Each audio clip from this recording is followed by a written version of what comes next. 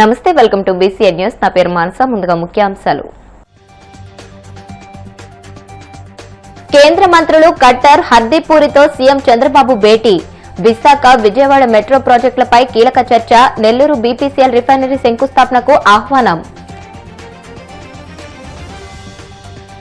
రాజమండ్రి పట్టణ నియోజకవర్గ టీడీపీ కార్యకర్తలు, నేతల సమన్వయ సమావేశంలో ముఖ్య అతిథిగా పాల్గొన్న మంత్రి లోకేష్. వచ్చే 15 ఏళ్లు కూటమి ప్రభుత్వమే అధికారంలో ఉంటుందని ధీమా. తన వైఫల్యాలు, తప్పులను అధికారులపై వేసి సీఎం చంద్రబాబు తప్పించుకునే ప్రయత్నం చేస్తున్నారు.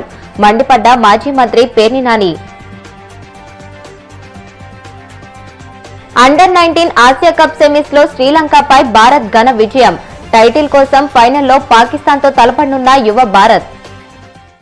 కేంద్ర గృహ నిర్మాణం, పట్టాభివృద్ది వ్యవహారాల శాఖ మంత్రి మనోహర్ లాల్ ఖట్టర్తో ముఖ్యమంత్రి చంద్రబాబు సమావేశమయ్యారు. రాష్ట్రంలోని ప్రధాన నగరాలైన విశాఖపట్నం, విజయవాడలో మెట్రో రైల్ ప్రాజెక్టులను వెంటనే ఆమోదించాలని కేంద్ర మంత్రిని కోరారు.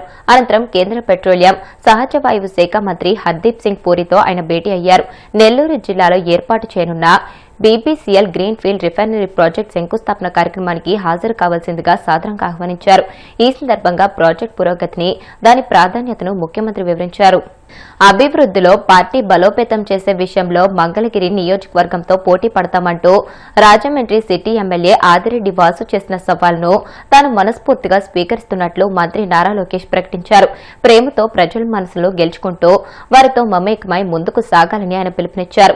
రాజమండ్రిలో చెరుకూరి వీర్రాజు సుబ్బలక్ష్మి కన్వెన్షన్ సెంటర్లో జరిగిన రాజమండ్రి పట్టణ నియోజకవర్గ టీడీపీ కార్యకర్తలు, నేతల సమన్వయ సమావేశంలో లోకేష్ ముఖ్య అతిథిగా పాల్గొన్నారు.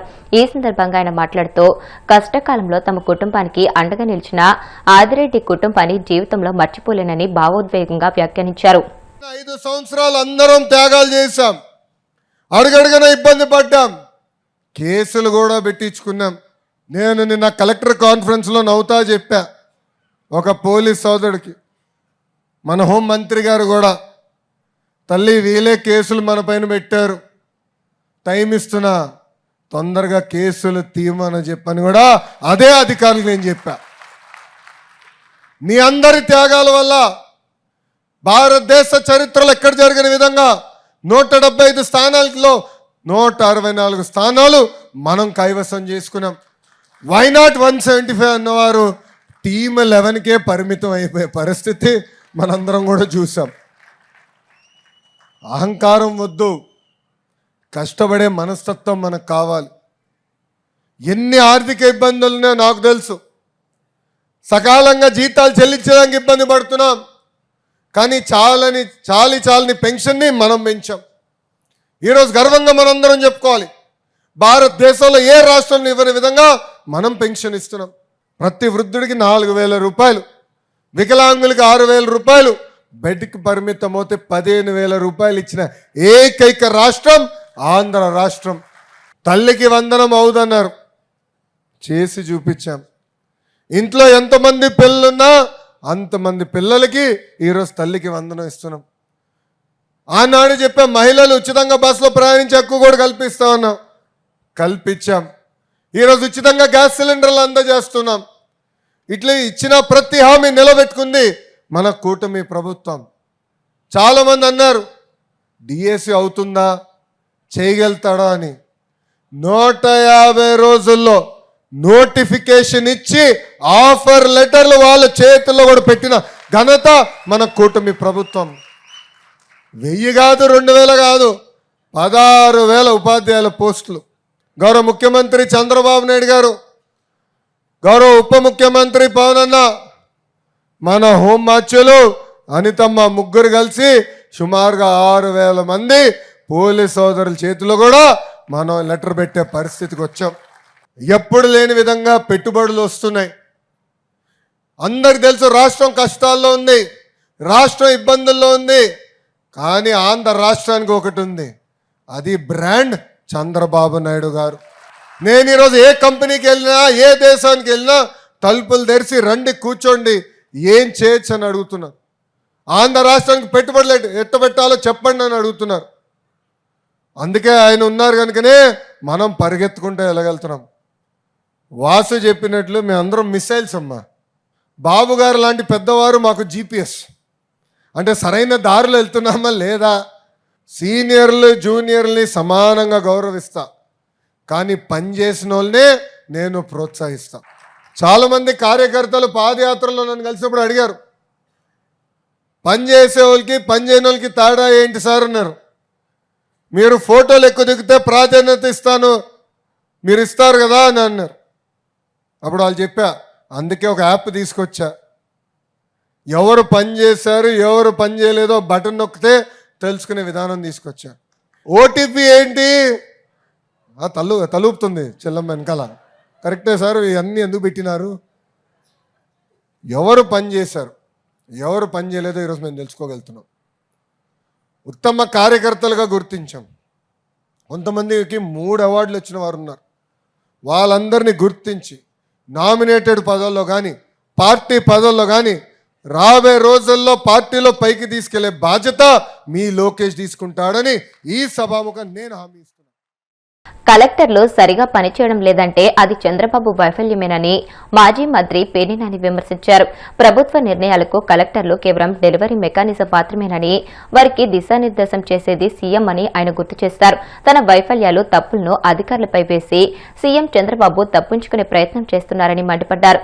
కలెక్టర్లు ఎస్పీల సమావేశం పేరుతో సీఎం చేసేది పాలనా సమీక్ష కాదని, ఒక కాలక్షేప కార్యక్రమమని ధ్వజమెత్తారు. మెడికల్ కాలేజీల ప్రైవేటీకరణతో పేదలకు మెరుగైన వైద్యం దూరం చేస్తున్నారని ఆయన ఆక్షేపించారు. ఏం చెప్పాడంటే కలెక్టర్లను ఇవ్వంగానే ఎస్పీని కూర్చోబెట్టి ఇటువంటి గవర్నెన్స్ కాదు, మంది పొలిటికల్ గవర్నెన్స్. మా కార్యకర్తలందరూ కూడా వస్తారు, వాళ్ళకి మర్యాద ఇవ్వండి, మా ఎమ్మెల్యేలతో మాకు కంప్లైంట్లు రాకుండా చూసుకోండి. ఎవరిని ఎస్పీలని కలెక్టర్ని నారా చంద్రబాబు నాయుడు గారు ముఖ్యమంత్రిగా అవ్వగానే మొదటి కలెక్టర్ కాన్ఫరెన్స్లో ఎస్పీ కాన్ఫరెన్స్లో చెప్పింది. ఇవాళ ఏం చెప్తున్నాడు?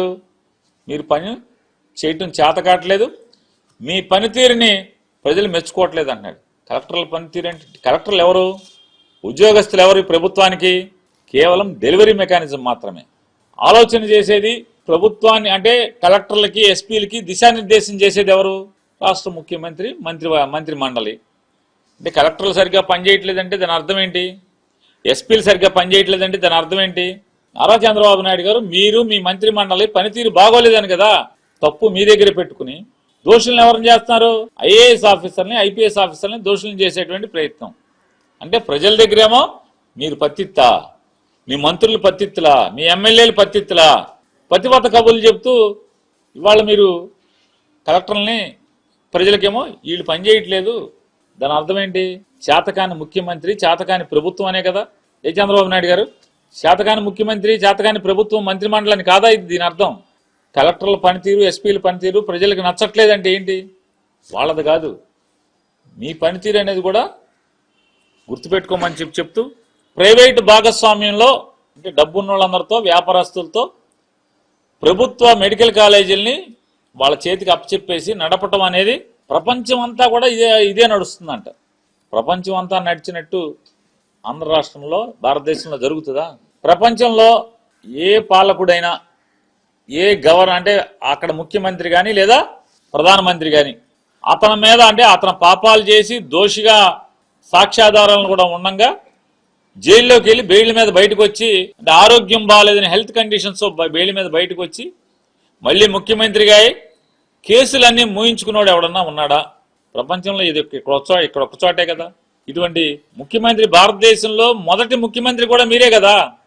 మీ మీద ఉన్న కేసుల్ని మీరే ముఖ్యమంత్రిగా ఉండి, మీరు ముద్దాయిగా ఉండి, మీరు ముఖ్యమంత్రిగా ఉండి మీ కేసులన్నీ కూడా అధికారులను బెదిరించి క్లోజ్ చేసుకున్నటువంటి ముఖ్యమంత్రి ఎవడున్నారంటే భారతదేశంలో ఇంతవరకు చరిత్రలో స్వాతంత్రం వచ్చిన 70-80 ఏళ్లలో 8 దశాబ్దాలలో మీరే కదా. ఇంకోటి ఎవడన్నా ఉన్నాడా ముఖ్యమంత్రి? జగన్మోహన్ రెడ్డి ఇష్టం వచ్చినట్టు మాట్లాడుతున్నాడు.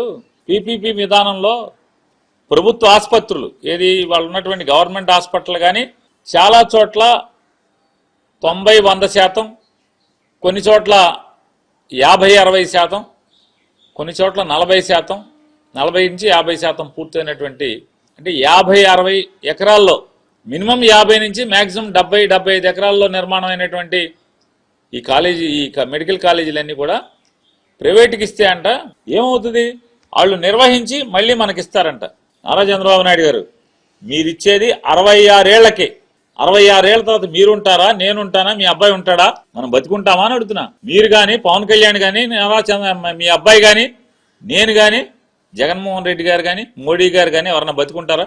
ఆఖరికి మీ సత్యకుమార్ ఏమన్నా బతికుంటాడా?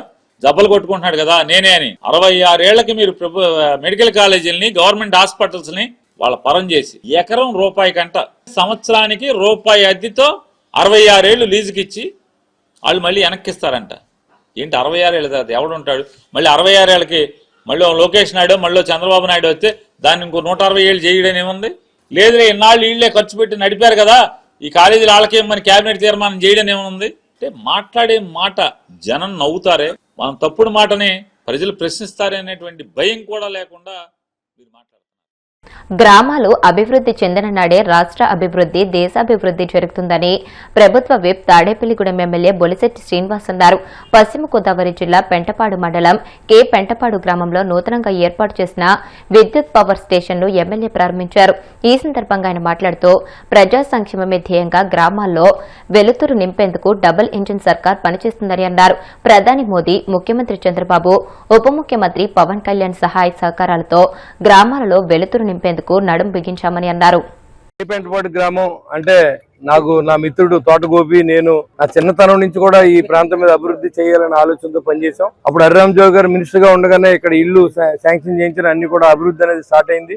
మరి ఆ రోజు నుంచి కూడా తర్వాత కొన్ని రోజుల పాటు ఈ గ్రామాన్ని అభివృద్ధి చేయని పరిస్థితి మనం గత 5 సంవత్సరాలు చూసాం. మన ఎమ్మెల్యే గెలిచిన తర్వాత నా అత్యధిక ఓట్లతో ఇక్కడ ఉన్నటువంటి అందరూ కూడా నా గెలుపుకి పెంటపాడు మండలంలో ఉన్నటువంటి జనసేన, టీడీపీ, మరి బీజేపీ నాయకులు అందరూ కూడా నన్ను గెలిపించినందుకు ఖచ్చితంగా ఈ ప్రాంతం అభివృద్ధి చేయాలని ఆలోచనతో పనిచేస్తాం. ఈ గ్రామానికి ఇప్పటికి ఆల్రెడీ 2 కోట్ల పైన మనం సివిల్ వర్క్స్ కూడా చేయించడం జరిగింది. అంతేకాకుండా ఇప్పుడు 3.5 కోట్లతో మరి ఇక్కడ మరి డిఈ గారు చెప్పడం, ఎస్సీ గారు చెప్పడం, మరి ఇమీడియట్ గా దీన్ని శాంక్షన్ చేయడం, ఇది నిర్మాణం చేయడం, అది త్వరితగతిని చేపట్టినందుకు డిపార్ట్మెంట్ కూడా అభినందన తెలియజేస్తా ఉన్నాం. ఇక్కడ గ్రామాల్లో ఉన్నటువంటి మరి ప్రజలందరి కోరికని మనం నెరవేరుస్తాం అనమాట. అంటే వాళ్ళ కోరిక మేరకు మనం ఓట్లు వేశారు, గెలిపించారు.